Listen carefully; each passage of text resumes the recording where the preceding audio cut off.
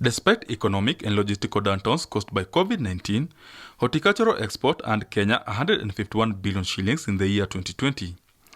Flowers earned the country 108 billion shillings, fruits 18 billion shillings, while vegetables earned 24 billion shillings. Kenya plans to increase its export base to 300 billion shillings by the year 2025 through the improvement of testing standards. The Kenya Bureau of Standards say it will ban all non-certified horticultural products from the export markets. As you are aware that the country is actually looking forward to, boosting the production of avocados because there's a big market out there.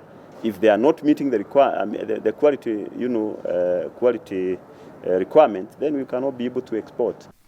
KBC says it plans to scale up testing of horticultural consignments destined for the European market to ensure compliance to the bloc's phytosanitary standards.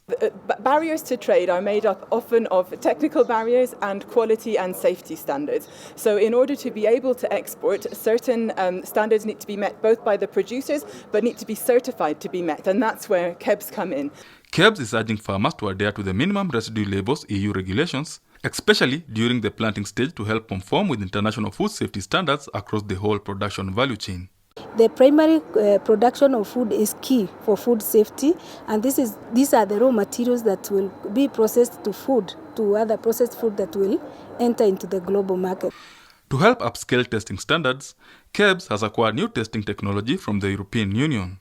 The equipment is worth 5 million shillings, procured through the Market Access Program.